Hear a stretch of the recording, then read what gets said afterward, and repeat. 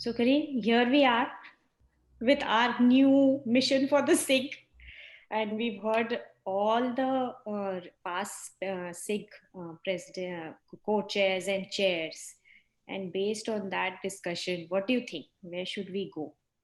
Um, well, one of the things upon reflecting of the interviews we've done that I thought was really important is that I really think it's important to build on what others have done before us and not to reinvent the wheel, and really to acknowledge their service and what they have done, and try to accomplish and try to push that even further. And it's one of the reasons why I think it's important that we have this institutional memory, that we have the history, and that we also make every effort to create something, a website or something where all this information is transparent and readily available for everyone.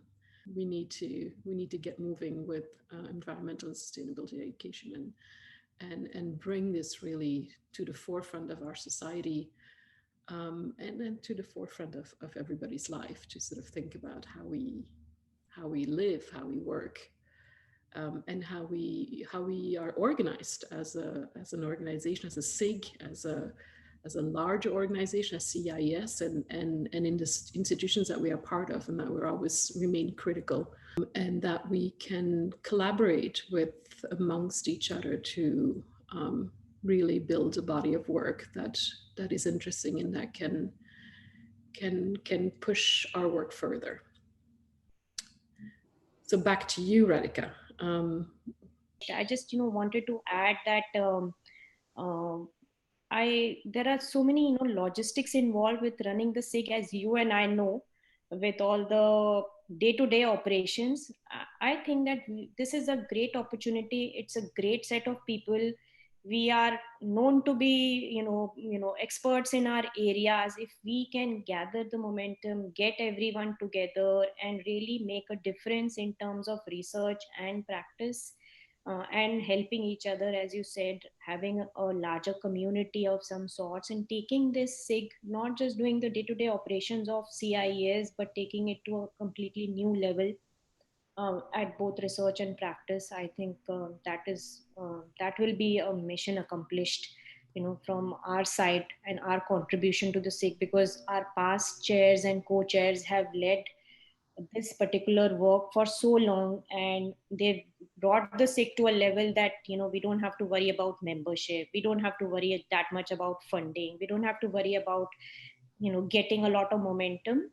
I think the momentum is there. We just need to learn from each other, build a community, build partnerships. And as we have seen, I think people are really open and willing to participate. And our people are all tree huggers, and we are all tree huggers. And I feel that everyone is so isolated, and that everyone is seen as like, oh, these people, alternate, living people. I think if we gather the momentum and get everyone together to, bring that cohesive power, I think that should be something that we can hope for.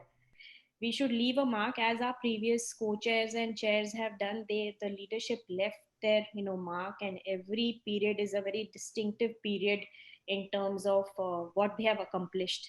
So maybe the two things in my mind that we should accomplish is go beyond CIS, because this topic is so important and cannot be more important, especially during the living this COVID-19 era. That we should go beyond the conference setting and make it much more collaborative, and have more discussions and dialogues, and have happy hours online.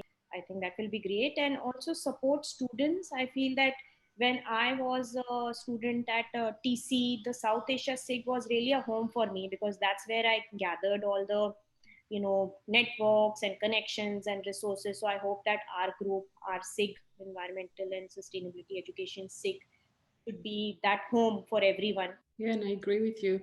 And I actually believe there's a silver lining in this whole COVID pandemic, is that because people are not commuting very far, and mostly staying home and doing a lot online, is that people are more readily available. And it's in some ways easier to bring people together and connect with them wherever they are. So I think we should fully take advantage of that, of people being available for us. It's really important to highlight all of these new centers that are popping up in higher education, that, you know, Center for Sustainable Future or Sustainability Education, whatever they're called, and that we highlight these different centers and people working in these centers to sort of move this agenda to the forefront.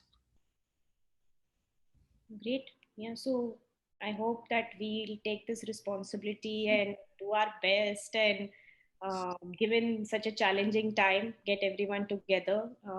But as you're saying, you know, everything has a silver lining, and maybe this is it. This is the time. This is our time to make a mark, and I hope that we'll be able to do that with, you know, our best efforts.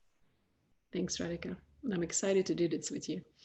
Great. And I couldn't have found a better partner in crime to do this. So it's fantastic to be working with you on the SIG's effort.